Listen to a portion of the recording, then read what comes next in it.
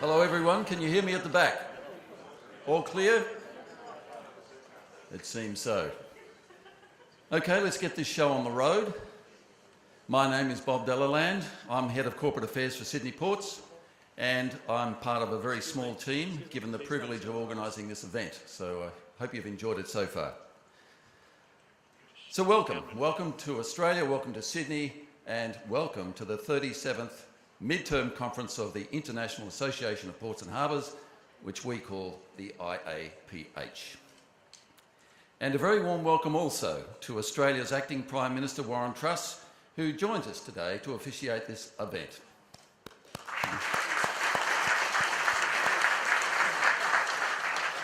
We're quite honoured to have you here, sir. The graphics people did a great job, didn't they? Because anybody who doesn't know Sydney would think that we've got a port right next door. That is the right port. It's just 10 kilometres further down the coast. The Botanic Gardens people will be very upset with this plan for our new port. When we began organising this event, we knew that our biggest challenge would be to get registrations from delegates prepared to lose more than a day of their lives to get here. The people I spoke to yesterday said it took them more than 20 hours to get here. They were Australians. Fact is, there are many people here today that made big commitments to attend this event, and we're very grateful to them. Big groups from Malaysia, Indonesia, South Korea, Hamburg, Kenya, Taiwan, and of course our friends across the ditch, New Zealand. We also have delegates from Ghana, Namibia, Beirut, Sri Lanka, Guinea, Nigeria, Panama, Pakistan, Spain, Mauritius, the Philippines, Japan, Israel, the Netherlands, France, UK, USA, and Tasmania.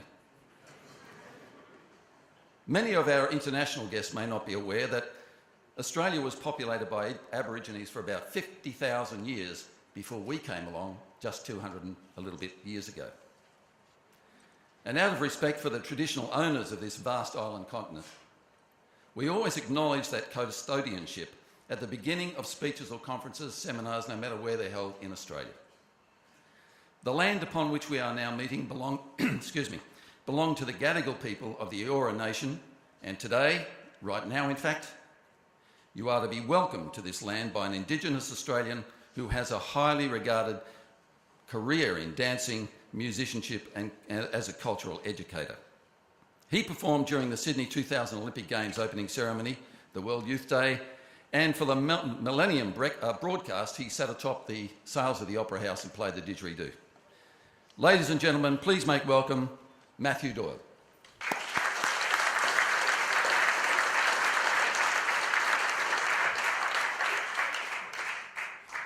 Pudriyago Kamui. Good morning and welcome, special guests, ladies and gentlemen. Welcome to the land of the Gadigal, as Bob has just mentioned. My name is Matthew Doyle. I'm a descendant of the Murawari Aboriginal people who come from the far northwest of New South Wales. That's my mother's side of the family. My father's side are Irish. Any Irish here this morning? So, but most importantly, I'm an Indigenous person. I was born and grew up here in Sydney. I was born just up the road, couple of kilometres. So I was actually a child of the Gadigal clan. And I grew up on the southern part of Sydney on Dharawal land. The Gadigal people are a saltwater people who occupied this immediate area, the water behind us in the harbour. They are one of 29 clans that make up the original Aboriginal people of Sydney, known as the Eora Nation. And the land was bounded by the Hawkesbury River to the north, the Nepean River to the west, and the Georges River to the south. As Bob mentioned, it is customary and an important part of Aboriginal culture that we do acknowledge the traditional owners, the custodians, and the knowledge holders of the land that we gather on. So I do acknowledge the Gadigal people, our elders, and past and present, and welcome you on behalf of the Indigenous people of Sydney. Ungungamania Tali Narangun, Panya Jaminka Chalkalania. In the language of the Gadigal, that basically means g'day. No, it doesn't. I'm only joking. It means we welcome you to our land and extend our hand of friendship. I do hope that you have a productive conference and enjoy your visit here to Australia for those that are visiting from overseas, and I know there are many of you. Enjoy our shores and may you have a safe journey home, and one filled with fond memories as well of our beautiful city. I'd like to introduce you to this instrument here, commonly known as the didgeridoo. In fact, it has about 40 different names. I won't tell you all of them because I can't remember them all. Better known as a yidaki, a hollow instrument made out of eucalyptus or gum trees, which are hollowed out by termites that eat their way up through the middle of the tree. This is one of the oldest musical, certainly wind instruments in the world. Originates from Arnhem Land in the Northern Territory and now can be found all over the world. So I'd like to play you a piece on the didgeridoo. I'm going to play you a piece of my own, which is called Dingo and Friends, and this piece highlights some of the unique fauna that we have here in Australia. So hopefully you'll recognise some of the bird and animal sounds that I can make. I hope you enjoy it.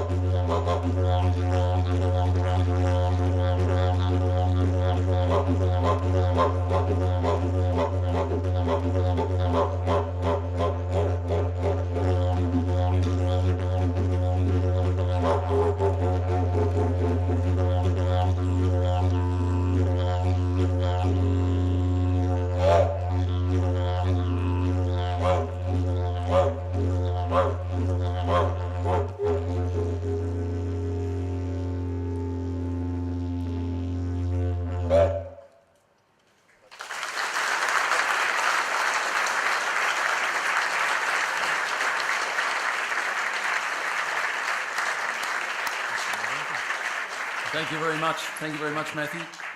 That's a pretty good taste of what Australians have been hearing for a very long time. I hope you enjoyed it. Just one thing though, you didn't take a breath during that whole performance. No, and I know my wife does that on the phone, but can you explain to perhaps the international guests how you continue to breathe without actually taking a breath? Certainly. One word, practice. No, it's basically breathing in through my nose and blowing out through my mouth at the same time, using storing air in my cheeks. It's called circular breathing. There's got to be another use for it. It helps when you're swimming underwater. Anyway. Right, thank you very much. Thank you very much. Thank you again.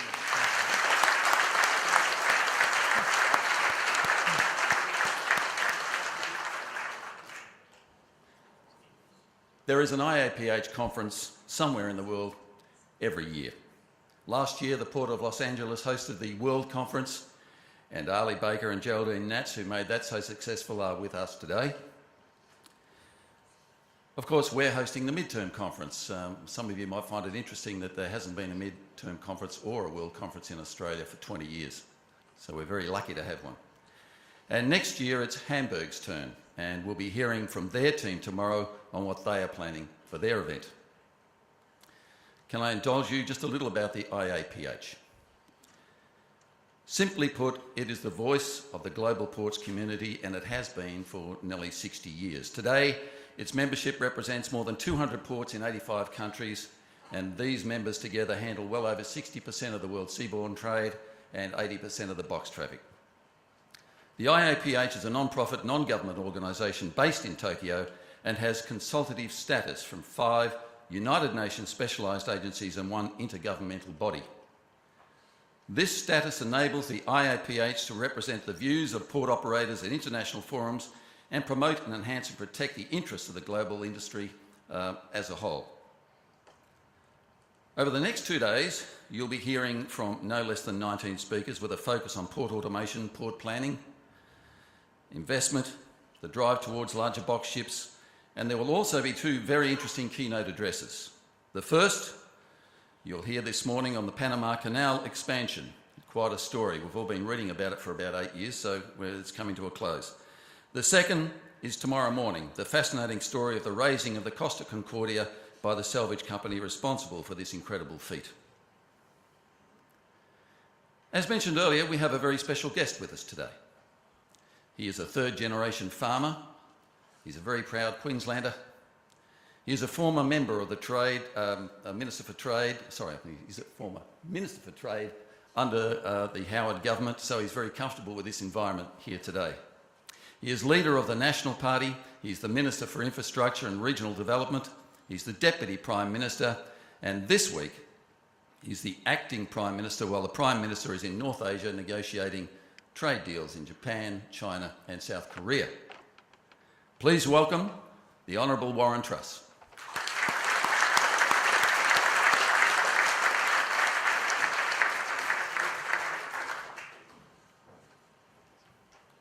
Well, thank you very much, Bob, for that welcome. And it's certainly a pleasure to have the opportunity to be at this important World Conference today. And I particularly welcome the international visitors who are in Sydney. I hope you enjoy what is one of Australia's great harbour cities, and indeed the place where more Australians live than any other part of the continent. We are always proud and pleased to welcome visitors, and I hope that your conference is fruitful, but that you also enjoy Australian hospitality while you're in our country. Your association represents a very wide range of people involved in the ports and harbours around the world. And can I particularly acknowledge today Nicholas Whitlam, who's Chairman of the Sydney Ports Corporation, the Secretary-General, Mr. Susu Mu Narusu, the Secretary-General of IAPA, and of course many other respected international visitors. You've come from all around the world. You bring to a conference like this many ideas from your own experience, but hopefully come also to learn. As a nation, an island nation, Australia has had to learn much of what we know about international commerce and business from listening and talking to others. But in other areas, we've been able to be leaders, to develop new technology and to find ways in which we can bridge the gap between our island continent and the rest of the world. Can I particularly acknowledge at this conference also the Sydney and Newcastle Port CEO, Grant Gilfillan, for the invitation to speak today and to also congratulate him on his appointment as the President of IAPH. Now, I've had the opportunity of meeting with members of Australia's ports and shipping industry many times over the years, and I'm pleased now to be back with the privilege of government and involved in portfolios directly related to the ports industry. The provision of infrastructure, transport, regional development, all fall within my particular ministerial responsibilities. And they are areas which I consider to be absolutely fundamental to the growth and progress of our country and our linkage with the rest of the world. Now, you've just heard that it's 20 years since Australia has had the pleasure of hosting this prestigious gathering. And as I said in the introduction to your conference program, I can think of no better host than the Sydney Ports Corporation. From the arrival from England in 1788 of the first fleet, bringing European settlers to our shores, right through to the present day, Sydney and her ports remain an important gateway to international trade and the global economy. It's interesting to note that in 1913, Sydney Harbour was the thriving commercial hub of the nation, and the Sydney Harbour Trust produced a visionary and strategic master plan for future development of the port. The forward thinkers of 1913 recognised that Australia, as the world's largest island nation, the only continent without a land bridge or a land border, was going to need efficient and productive waterfront operations to cope with the import-export task. But I doubt they would have comprehended that the task that they spoke of then has indeed blossomed and has grown to the busy port and maritime industries that we have today.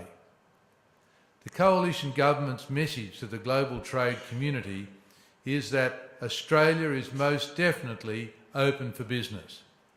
And as you know well, much of that business flows through our major ports. Australian ports manage 10% of the world's entire sea trade, which accounts for around $200 billion worth of cargo every year. Australia relies on sea transport for 99% of our exports by volume, while a substantial 20% of the domestic freight task also uses our coastal shipping routes and our regional ports. The booming cruise industry has seen Sydney ports investing strongly in new facilities. Last year, a new $57 million facility was built at White Bay, and a multi-million-dollar facelift is planned for the overseas passenger terminal, along with an extension to accommodate bigger ships like the Queen Mary 2. That work gets underway in September. But it's not just the cruise industry that's steaming ahead. While the world largely remains soft in its trade following the GFC, activity through Australian ports remains strong. Over the past decade, total throughput for our 46 trading ports is up by 418 million mass tonnes, or close to 68%.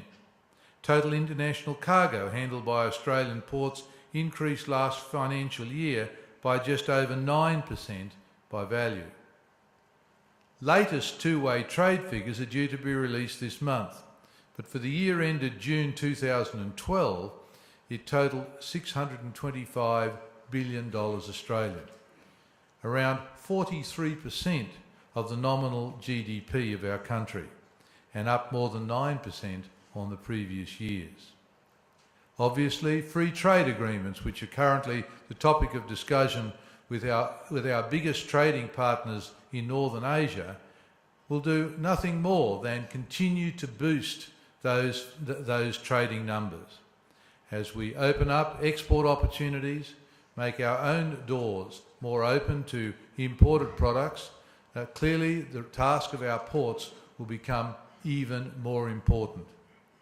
As the globe moves towards more open trade, less tariffs, less obstructions to the free trade of movement of goods around the world, the ports play a more important role. And Australia is a country which already has amongst the lowest levels of tariffs and trade barriers of any country in the world, stands to gain as much as anyone from freer and fairer global trade. So we're excited about the opportunities that lay afront, that lay ahead. The new optimism and initiatives surrounding the efforts of nations to bring together broad-ranging free trade agreements certainly augurs well for global trade into the future. And the shipping industry, therefore, has a strong, prosperous and key role in ensuring the future of the economies of the world. I'm pleased to note that this conference is including some discussion about bulk ports. Australia's top two export items are iron ore and coal, valued at about $111 billion, or 35% of Australia's total export of goods and services last year. Australia operates some of the biggest bulk ports in the world, including, of course, ports like Karratha and Gladstone and Newcastle. Australia operates important ports such as Newcastle, Australia's first commercial port, which today is the world's largest coal export facility. At Newcastle, coal handling capacity has more than doubled in the past 8 years, with further capacity expansion underway. Around the country, Australia's bulk ports have witnessed extraordinary growth in the last decade, with tonnage rising by over 75%. Mining exports account for most of this growth. The growth in activity has been achieved by expanding port infrastructure capacity along the whole logistics chain. For example, Western Australia's Port Hedland, the world's biggest bulk export port, has expanded its iron ore handling capacity 5-fold in the last decade, and iron ore capacity has more than doubled at Dampier and Cape Lambert. Last financial year, the total throughput at Port Hedland was more than 288 million tonnes, and this year it's expected to exceed 320 million tonnes, a jump of 11%. It is Australia's trade with the Asia-Pacific Economic Cooperation economies that underpins this growth. That trade represents 70% of Australia's trade, worth almost $450 billion. 8 of Australia's 10 largest trading partners are within Asia, reflecting our strategic location and increased economic participation within this fast-growing region.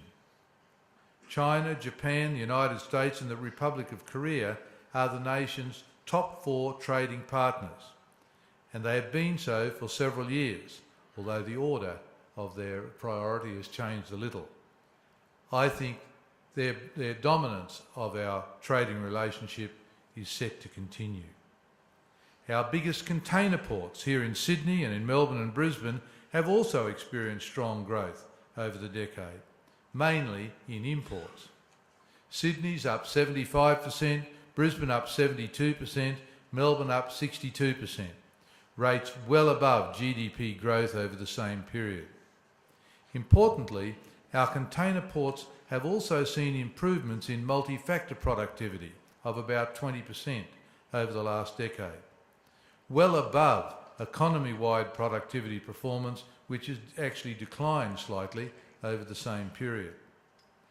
Berth productivity at all our container ports is now equal to or better than comparable international ports. New technology has contributed greatly to this, but many believe there's still plenty of room for improvement. Our ports handled more than 32,000 cargo ships visits last financial year, and it's been increasing by more than 5% a year for the past 5 years. Australia's bulk commodity exports and metropolitan container imports are both expected to double in size every 10 years. With that growth comes an equally strong need to harness smart stevedoring technology and improve the intermodal connections of our landside transport modes to boost the efficiency of the supply chain. I was in Brisbane recently for the official opening of the Hutchison Port Holding new container terminal in Brisbane. Brisbane is the fastest growing container port in Australia, and the entry of Hutchison's Port Holdings helps place the Port of Brisbane at the cutting edge of stevedoring technology. It also ends the duopoly that has existed on our waterfronts for many, many years, and formally marks the entry of one of the world's largest port developers and operators into Australia. The automated stacking cranes and other systems are significantly increasing container handling capacity and are providing a smooth and efficient flow through the terminal, which of course means better service to shipping lines, importers and exporters. Now, better service means increased productivity, and the Coalition Government recognises that the time has come to ensure that our freight infrastructure, including road, rail, intermodal terminals and ports, is geared to meet this growth. We understand that transport network planning for freight has to cross some traditional modal barriers and fully capture issues associated with ports and broader land use planning. We're working closely with the states and territories on port freight initiatives to ensure that these critical linkages are strengthened to unlock the full potential of our ports. This includes investigating a dedicated 24/7 rail freight link from the Melbourne to Brisbane Inland Railway via Acacia Ridge Intermodal Terminal to the Port of Brisbane. This line would not only feed the port, but also connect the mines and agricultural regions of southeast Queensland and northern New South Wales better to international markets. Here in Sydney, one of our great transport challenges is boosting productivity, improving transport links and reducing road congestion in Australia's biggest city. As we speak, 85% of containers originate from or are destined for a location within 40 kilometres of the Port of Botany. When you consider container handling is expected to double to 3.2 million TEUs by 2020, we face a major challenge necessitating ongoing improvements to rail infrastructure at Port Botany. The Australian Government is investing $75 million to get stage 3 of the Port Botany rail line upgrade underway to increase load capacity and complement existing works. But more needs to be done. We have also established a government enterprise, the Moorebank Intermodal Company, to facilitate the delivery of one of the most important freight infrastructure projects being developed in Australia. Moorebank is a major intermodal facility in the southwest of Sydney and will include a rail port shuttle between Port Botany and the 220 hectare precinct that will incorporate warehousing and separate terminals for interstate freight. These investments will go a long way towards alleviating congestion at the busy Port Botany Sydney Airport precinct. Of course, Australia's distance from the major global trade hubs is one thing we can do nothing about, but it does put added pressure on our ports to offset the higher costs of shipping with best practice port and landside efficiencies. It is clear that the continued growth of freight through our ports, opportunities will need to be explored to ensure land freight capacity continues to meet the demands of our ports. We have to ensure that our ports and indeed our shipping industry are productive and competitive in the global marketplace. Right now, our domestic shipping industry is treading water, bound in too much red tape and unable to be competitive in international waters. If allowed to continue without removing the previous government's tangle of dead weights, the industry will simply sink to the bottom of the harbour. There is a growing disparity between the cost of shipping domestically and the cost of shipping to Australia from overseas. Too often we hear stories that it is cheaper to freight goods from an overseas country to Australia than to ship from one Australian port to another. Attempts to save jobs on Australian ships may be costing jobs in Australian industry. We must turn this around, and our new government is intent on getting on with the job. Today, I'm launching an options paper canvassing reforms to relieve the shipping industry of costly and cumbersome red tape. The paper includes a separate analysis of the regulatory settings for the cruise industry in Australia. As an island nation, Australia's competitiveness to an ever-growing extent depends on local industries exporting our world-class products overseas in the most cost-effective way possible. The options paper is available from my department's website, and I'd encourage all with an interest in the future of this industry to make submissions by the May 31st deadline. On the basis of these submissions, we will develop a new policy platform to deal with domestic shipping in this country in the hope that we can set a target of making it a more prosperous and viable sector, but also ensuring that it plays a much bigger role in the future in our domestic freight task. Our roads and eventually our rail lines will be clogged. If we are not able to make better use of domestic shipping, then our domestic freight task will also stall, and that means our economy ceases to grow.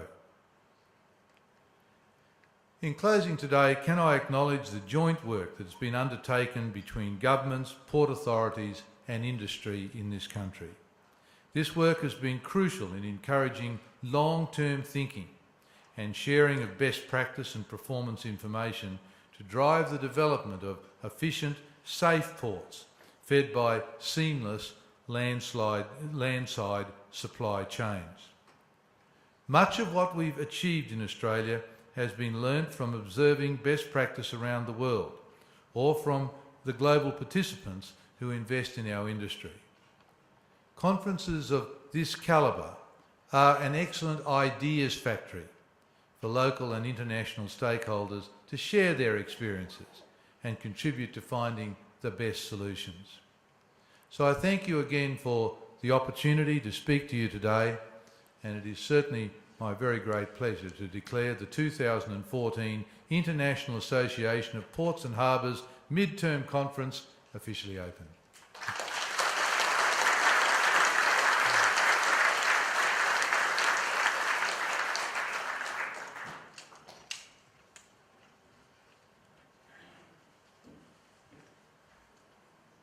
Thank you, Mr. Acting Prime Minister. We appreciate your commitment to us today, and we know it's a very busy week for you, so much appreciated. And also we welcome the options paper. It's good news for us all. As I mentioned, the IAPH headquarters is in Japan, where it has been since its creation in the 1950s. Its Secretary General is a man with an impressive string of executive roles in Japanese trade, transport, port planning and harbour construction. I'd like you to please welcome Mr. Susumu Naruse.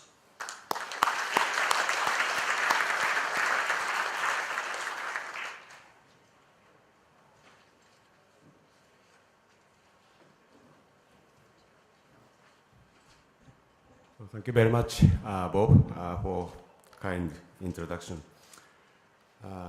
Honorable Mr.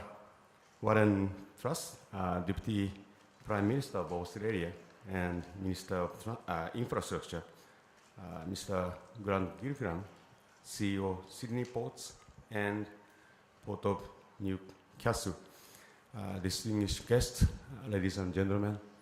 I'd like to begin by expressing my sincere thanks to our host, Sydney Ports Corporation, headed by Mr. Grant Gilfillan. Wearing two hats of Port CEO and IAPH President, he orchestrated so professionally and beautifully all efforts of planning, managing, and organizing this IAPH midterm conference and board meeting.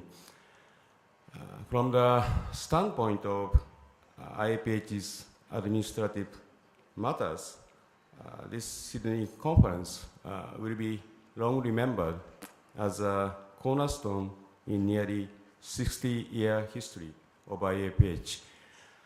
During last 1 year, we have had vigorous discussions about the future course of IAPH by reviewing the organizational structure in order to streamline our decision-making processes. In doing so, we are determined to make the association more relevant and more valuable for the members and maintain the preeminent position as the representative voice of global port industry. As we were able to come to the general consensus about the framework of the organizational reform at the board meeting yesterday, I think we can now mobilize more tangible work amending the constitution and bylaws of IAPH. I believe we'll be able to report on the outcome of this work to the membership in the conference in Hamburg in next year. The fact that we were able to come up to this point totally relies on the strong leadership of our president, Grant Gilfillan. Sometimes our vague ideas were reviewed and summarized by Grant, and sometimes he strongly urged us to think more for the betterment of IAPH. I sincerely appreciate his never-ending effort to make IAPH more relevant and make IAPH's voice more heard to the global maritime society. Thank you, Grant. In this port conference, again, thanks to our host, we had such an excellent lineup of speakers who will address such hot topics as Panama Canal expansion, raising the Costa Concordia, port automation, port infrastructure for mega container ships, LNG bunkering, and others. I'm certain the wonderful conference program will connect you with industry leaders in port management, supply chain and logistics, landside transport, and strategic development.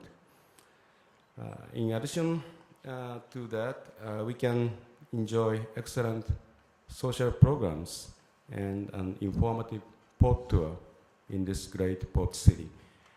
I'm sure we all will enjoy a wonderful conference here in Sydney. Thank you very much.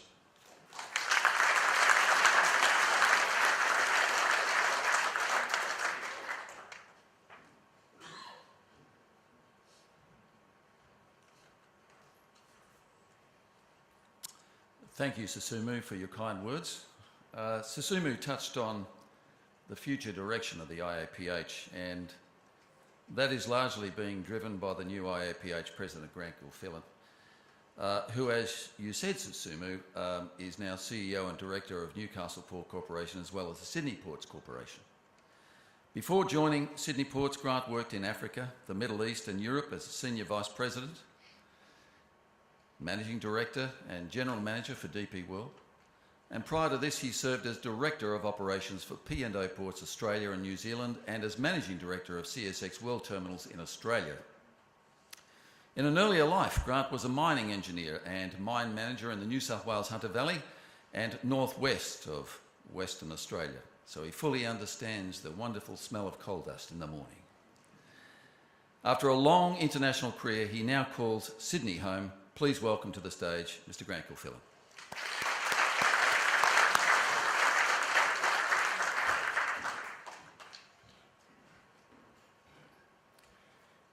Thank you very much, Bob, and of course I'd like to add my very warm welcome to all of you, and for those of you who live in Sydney, of course you haven't had to come very far, but for those of you who have come from way around the world, you now know what we have to put up with in Australia when we want to visit somewhere else. It is indeed a long way to travel, and we appreciate you doing that.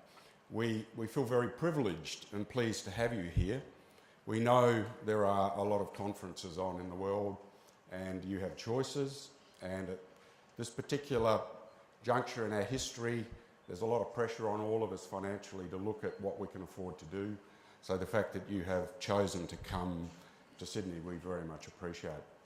Apart from the global community, we also have with us a large number of people from Australia, and in particular I'd like to acknowledge the assistance with that from Vincent Tremaine, who is the chairman of our local group called Ports Australia, and David Anderson, who is our CEO. So we have apart from a conference, we have a very important mission here with IAPH, as Susumu has pointed out to you. Sydney is important because of the meetings that we held yesterday and the day before, where we talked about the future of the organisation. And we recognise that it has roots in tradition that go back to the 1950s that we value enormously.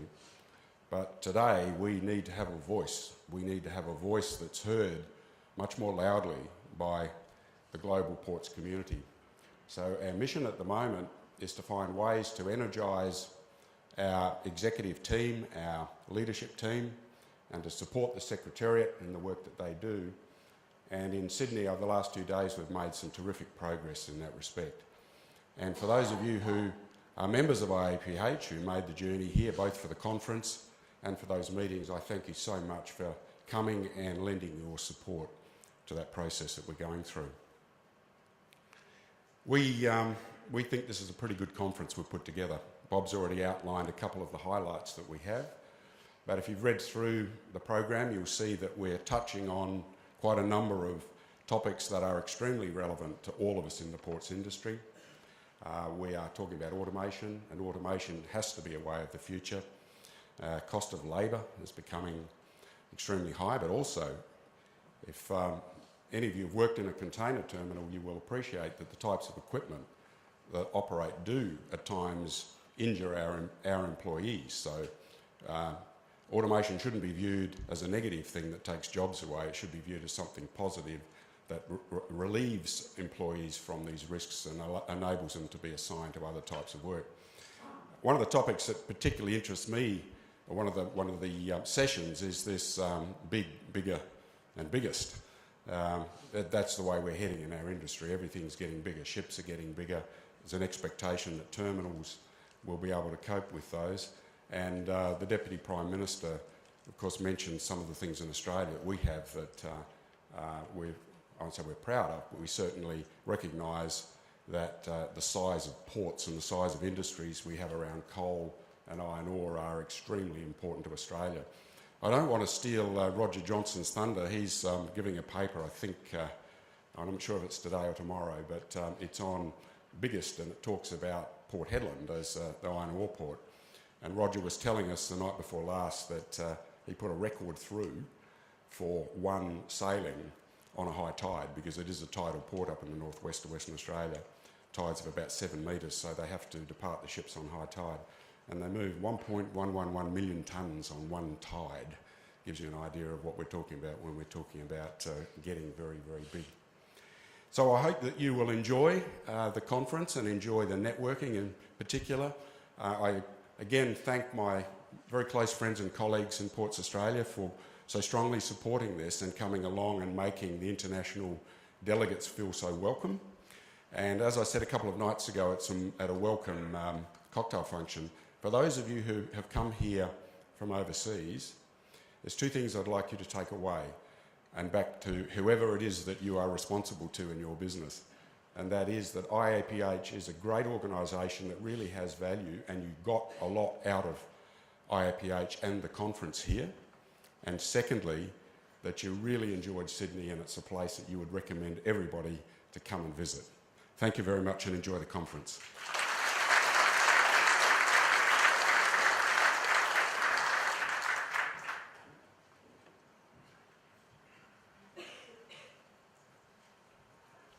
Thank you, Grant. Okay, we are now officially underway, so time now to focus on the program ahead. And we begin that with our first keynote address. All of us in this room have varying expectations of what an expanded Panama Canal will deliver and the effect it will have on global trade when it opens after 8 years of construction towards the end of next year. As our guests from US ports know only too well, there has been extensive debate on its likely impact on US East and Gulf Coast trade. The impact of much larger box ships transiting the canal will also create new operational challenges for ports to consider when they're planning their future.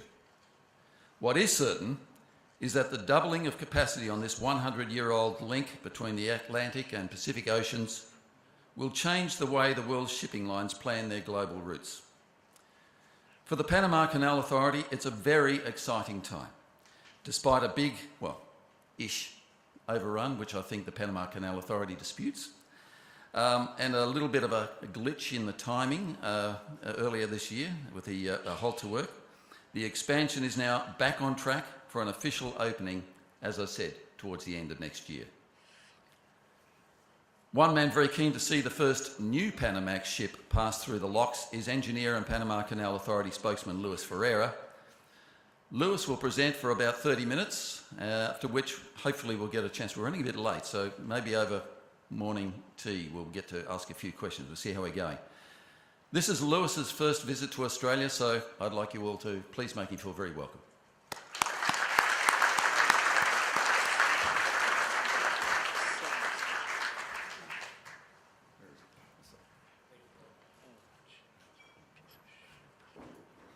First of all, good morning, and I'd like to thank all the members and the associates of the IAPH for inviting us, the Panama Canal, to this big conference.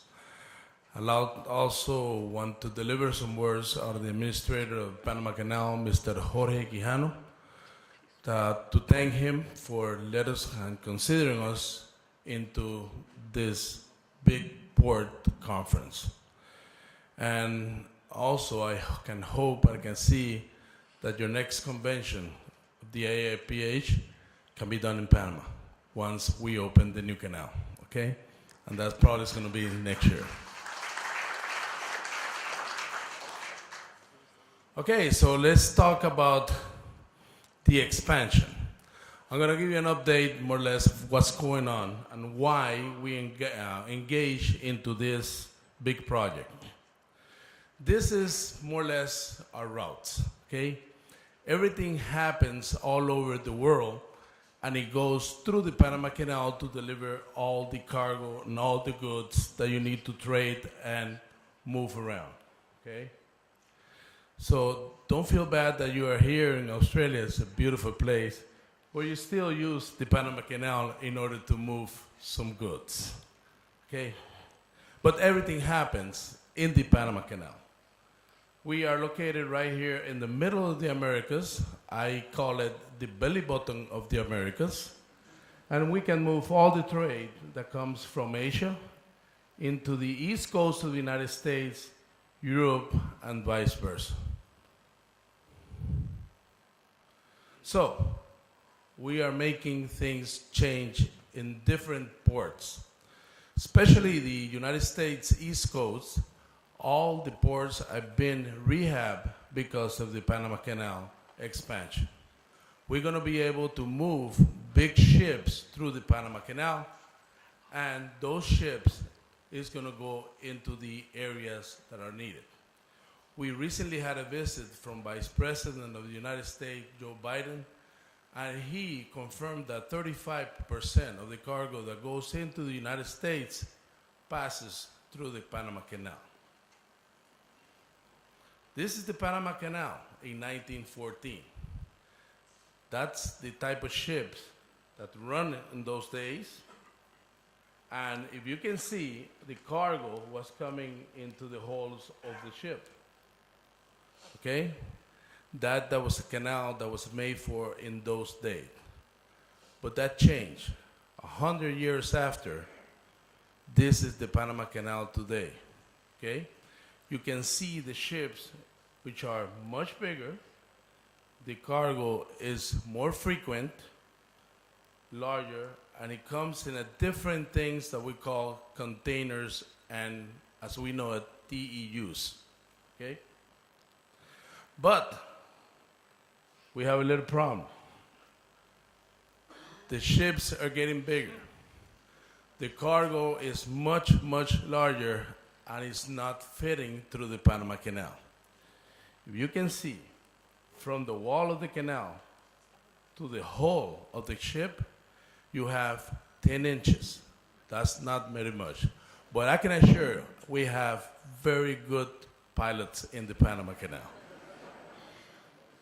These are the numbers. I'm going to share the numbers in the Panama Canal with you guys, okay? Last year, we passed a total of 13,660 ships, okay? We moved between 38 to 40 ships per day. We move a total of 320.6 million of cargo tons through the Panama Canal. That's how much we made last year. And because of the tolls that you pay to go through the Panama Canal, we made $2,411 million closing business in December last year. So you can see the graphic. The ships started to grow throughout the years. The cargo that moves the ship keep on climbing. Like I said, last year we moved 320.6 million tonnage of cargo. Which are our main clients? Well, we have the United States, China, Chile, Japan, and South Korea. Those are our main users of the Panama Canal today. And the list will grow after we finish the expansion. Okay, the influence of the expanding the canal is going to hit more or less almost the entire continent. And this is what we're going to go ahead and cover, okay? It's going to affect more or less everybody. Everybody's going to start using the Panama Canal. We have service connectivity lines with the Panama Canal from all over the place. You can see that even here, everything goes through the Panama Canal to go to the East Coast of the United States or to the areas in Europe, okay, and Africa. And I understand that you have a very good port for LNGs in Australia. Pretty soon, you're going to be able to use the Panama Canal in order to move all your gas. So let's get into it, okay? I know I don't have too much time, but you guys want to see what's going on at the Panama Canal. We're located in the middle of the Americas. We have 3 systems of locks. In the Pacific, we have Miraflores locks, and also about 17 minutes from Miraflores, we have Pedro Miguel locks. 80 kilometers or 50 miles from Panama City, we have Colón City, and we have one of the largest and the biggest locks in the system, which is called Gatún locks. Let's see how the Panama Canal works nowadays. We work through a lake which is 85 feet or 26 meters above sea level. The water moves into the systems of logs by gravity. So we have, like I said, in the Pacific, 2 systems of logs, and in the Atlantic, we have 1 system of logs.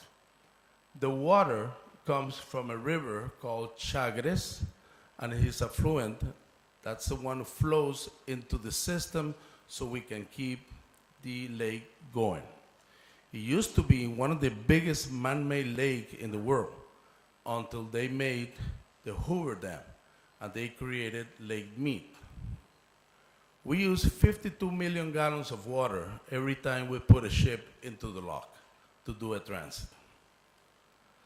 The Panama Canal opens doors on August 15, 1914, which means that this year we're going to be celebrating 100 years of operations of the Panama Canal.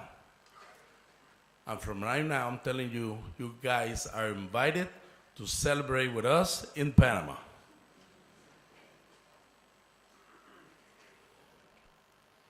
So, where are we going to go ahead and locate the project? On the west side, from Miraflores Locks, we're going to build a new locks. It's a 3-way locks with an access channel that is going to take the ships into Gatun Lake, the navigational areas in the canal, and in Gatun locks, we're going to go ahead and build water-saving basins, a new set of locks, and a small channel that is going to take the ships to the Caribbean Ocean. This project has 7 main components. If one of them doesn't get done, then it doesn't work, okay? That's why we are making sure that this thing is going to get done. For example, we're going to go ahead and deepen and widen the entrances to the new locks, Pacific side and Atlantic side. We're going to go ahead and design and build a new locks in the Pacific and one in the Atlantic side. We're also going to build an access channel. This access channel is going to help the ships to go directly into the lake, bypassing the existing locks. In order to do that, we need to excavate 49 million of cubic meters of material. We are deepening and widening the navigational areas of the canal because we're going to be receiving bigger ships with much draft, and they're going to cross from the Pacific to the Atlantic. Also, so we can assure we have enough water to run in the lake, we're going to go ahead and increment, or we're going to go ahead and raise the existing operational level of the lake from 26.7 to 27.1. That's almost 1.5 feet. These are the main components of the project. This project has an estimated cost of $5.2 billion, and we're going to finish on December 2015. So let's see what we are doing at this moment. Okay, let's talk about the access channel. Like I said, in order to build this channel, okay, we need to excavate 49 million of cubic meters of material. So what we did is we divided it into 4 contracts. Out of those 4 contracts, we have completed 3 of them. And the 4th contract is about 79% done. So let me explain you very quickly what we are doing. We have Gatun Lake right here. We have the new locks right over here, so the ship will enter the channel. This channel is going to have the same level of water as Gatun Lake, which is 26 meters or 85 feet. At this point here, you can see Miraflores locks existing and the existing Pedro Miguel locks. In the middle, we have a lake, Miraflores Lake. This lake is 9 meters below. So when we finish, you're going to see a ship going up here, and you're going to see another ship going down there. But we needed to build a dam in this area or the water would have flowed into the lake. Okay? We also had cleaned a total of 460 hectares of unexploded materials. You were going to ask me, why are those materials are there? Well, when we used to have the military bases, U.S. military bases in Panama, they used these areas as target practice. Okay? According to the treaties, okay, the Panamanian treaties and the U.S. treaties, they were supposed to clean these areas. They were supposed to sanitize the area, but I think they left and they forgot to do it. So we had to do it ourselves. We had to do it ourselves because we were very close and we didn't want any accidents. So this is what we found. We found mortar rounds, grenades, anything you can think of, okay? Most of them were already unexploded and most of them were already exploded. So what we did is we got them all together, we put it in an area and we exploded them ourselves. So we cleaned 460 hectares of this dangerous materials. So, like I said, out of the 4 contracts, we got 3 of them which are 100% completed, okay? And we have the other one that is in progress at the moment. So let's talk about this area specifically in which we are 78% done, okay? We're gonna be building a dam. As you can see, you're gonna have a ship higher than the lake, and this is the dam. This is gonna be a rock dam, okay? This dam is gonna be built with a clay core in the middle, okay, to avoid the water from seepaging from one end to the other one. This is a section, more or less, so you can understand what I'm talking about. We're gonna have, this is different sizes of rock. We place a sheet pile curtain here, and we're gonna have clay core in the middle. So these are the sequence. We started in the year 2010. If you notice, we started with a sheet pile. Once we completed the sheet pile curtain, we fill it with concrete and other materials. And then we started to work on this area. So right now, we have this area ready for the installation of the dam. Here we are building the foundation of the dam. Very important. We need to anchor this dam so it doesn't move. Otherwise, if it cracks, we lose all the water from the lake. Here we are placing already clay core, like I said. And we are ready to make this big dam. The dam is gonna have 33 meters high by 90 meters in width.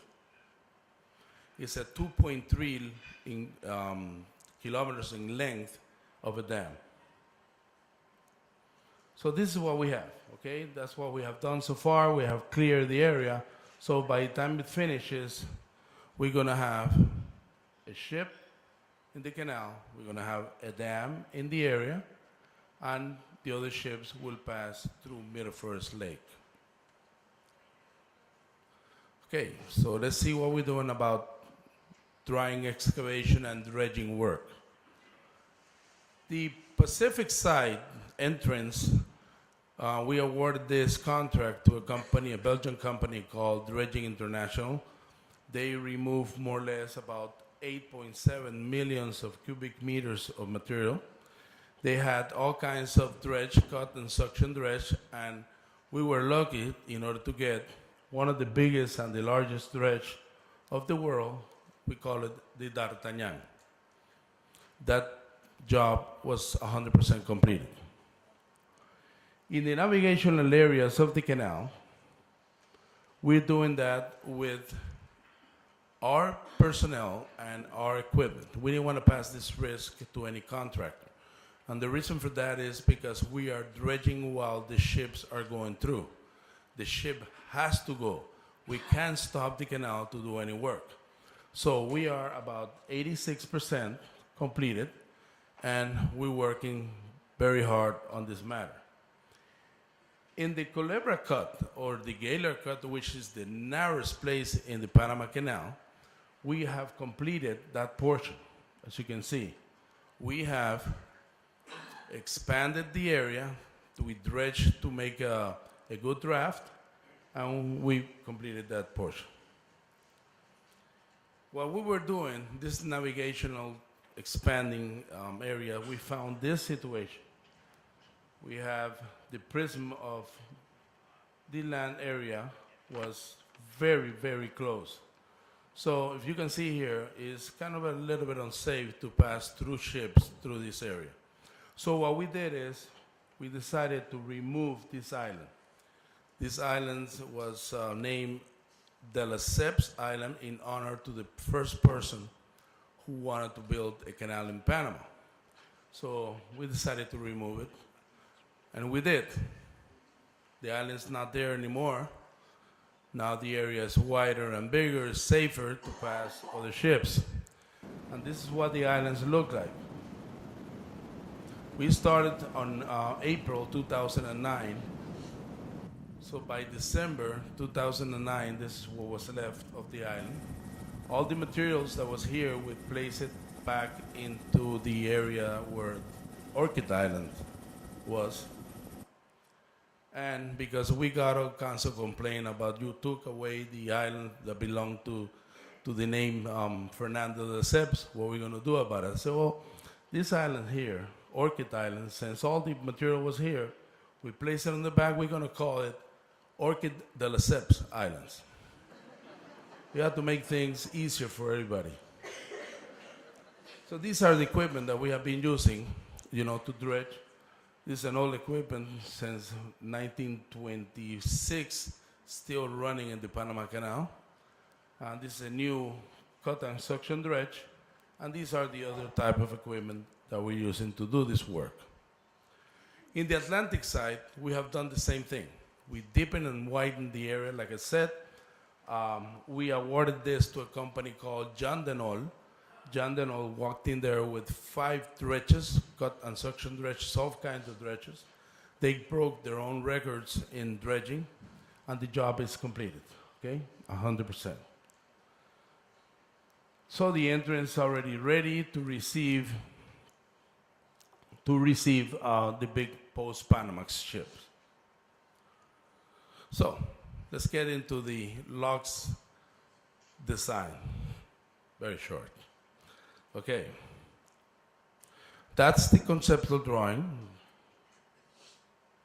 We have awarded this to a consortium called Grupo Unido por el Canal. It has 4 members, a member from Spain called Sacir Vallehermoso, a member from Italy called Impregilo, a member from Jean Denol, that is from Belgium, and a member from Panama, and the name is Cusa.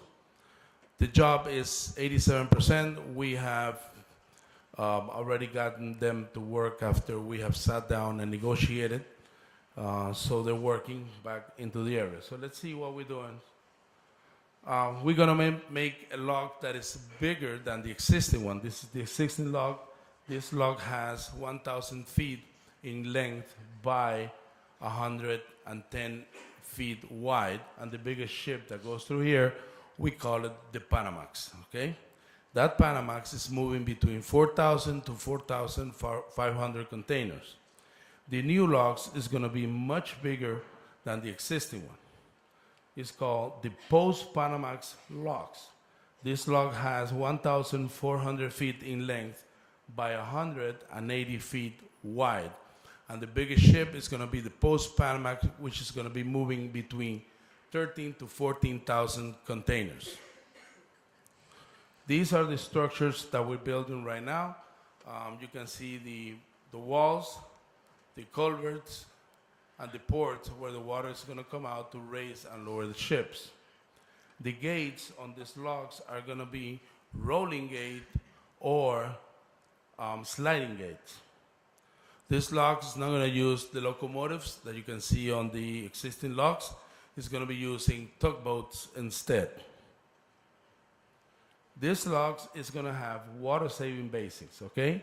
The water-saving basins are going to help to save water, and we're using these water basins to deposit the water into these areas so we can save water whenever we are lowering or raising a ship. We're going to be using water 3 times before it goes into the ocean. All the process here of doing this with the water-saving basin is all by gravity, no pumps in the area. So we're going to be saving 7% out of those 52 million gallons of water, like I mentioned before. So let's see what we're doing. This is the logs that you can see today, okay?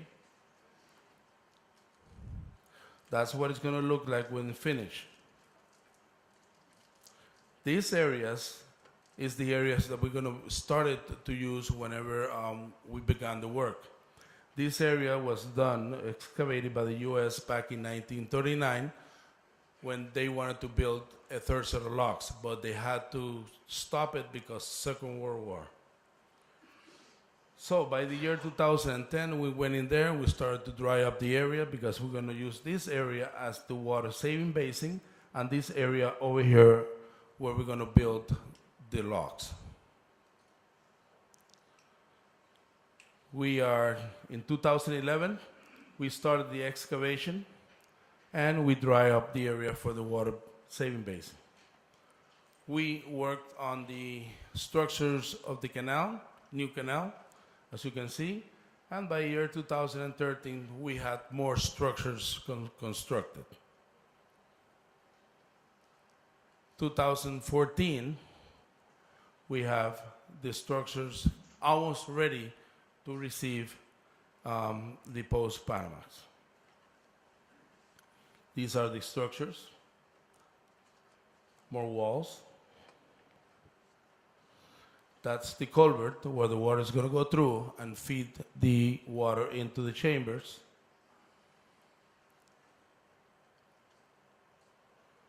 We're working on the trifurcation. That's the area where we're going to carry the water from the chamber into the water-saving basins. We have an industrial park with an industrial concrete plant that is producing 570 cubic meters of concrete per hour. So you can imagine how much concrete we're going to use.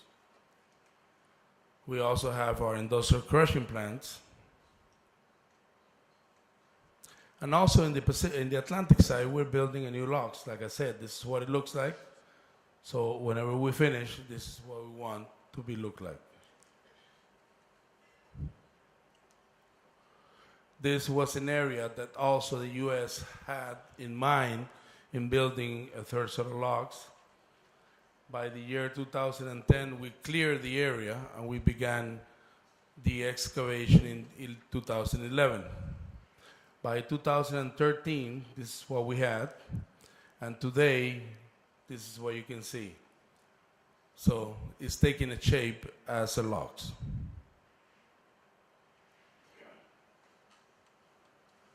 We are working on the lockhead set. That's the area where the gates are going to go. We are backfilling behind the walls. We have a plant also on the Atlantic side just for the needs of concrete. This is one of the culverts inside. You can fit 2 locomotives in these culverts, train locomotives.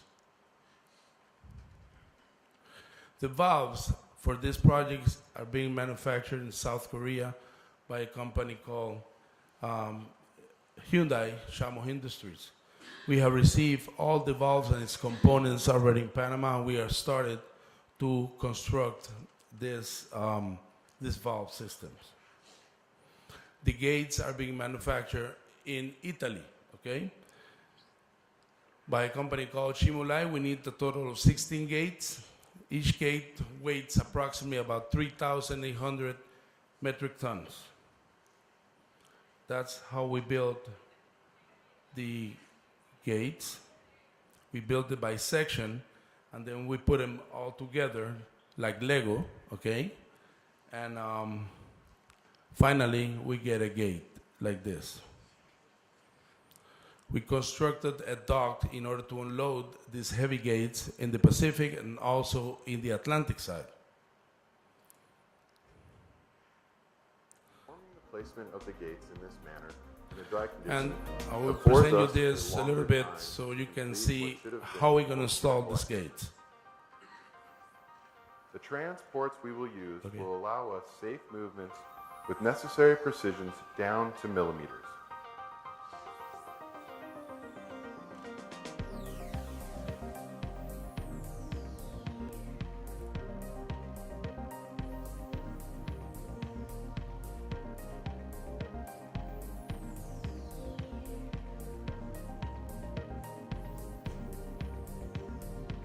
They're going to use solid carts, okay, that has 580 wheels.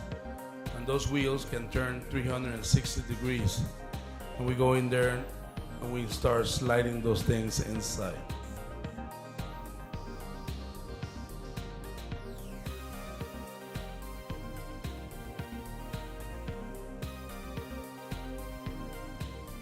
Once we get into the place, we raise them about 4 feet. We install the wheel on it and we let it roll. We had to prepare this road in order to transport these gates all the way up to where the project is.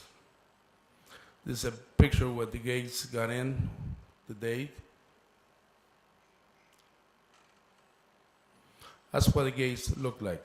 The gate have 58 meters in length by 33 meters high and 10 meters in width. Okay, as part of this project to raise the water level in Gatun, we have done a little of rehabilitation towards our spillways, as you can see here, and also to the gates of the existing locks, because most of these gates are going to be filled with water and it's going to be covering with water the gates. This is our main schedule. Okay, like I said, we're going to finish on the year 2015. Hope that nothing will happen. And we are 73% already completed. So if you can see in our activity chart, we have very few things to finish. So we're moving along. So these are the volumes. I present to you the volumes of excavation that we have done compared to the existing logs, and the amount of concrete that we're going to be pouring, okay, that we have poured so far on this project. Before I leave, I'd like to leave you with this video that is very important. If you can help me there, please.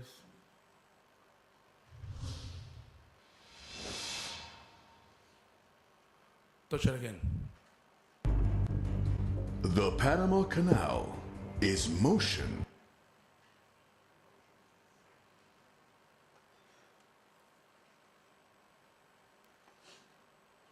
Right there.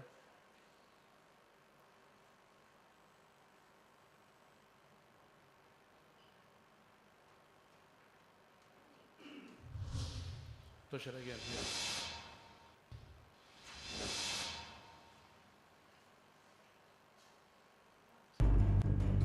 The Panama Canal is motion.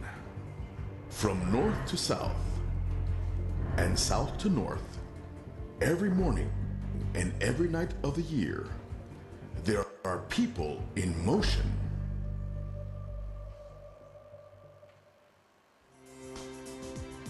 It serves the world as an ever-available link, always ready for trade. That commitment is a challenge to our service. For that reason, we have joined forces with the world to update the Centenary Waterway. The Panama Canal Expansion Program is the largest infrastructure undertaking ever for this young republic. It is the spearhead of our commitment. The tasks are invariably vast. We are building and transforming the natural surroundings to add a third lane of transit for our operations. Some 35,000 men and women have fused science and passion into the application of the best modern engineering practices. In the sun and under the rain. Thank you very much. Thank you.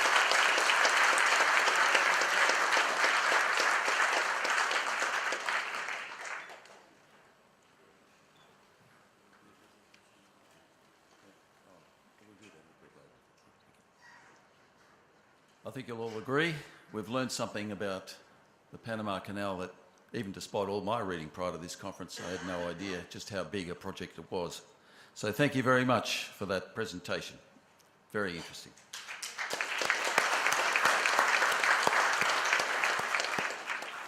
We're a little over time, but I think it was worth it, a worthy investment in hearing about all that. So what I might suggest to you now, that if you've got any questions for Lewis, do so over a quick cup of tea and coffee, and we'll try to get back here within 5 or 10 minutes if we can. Thanks very much.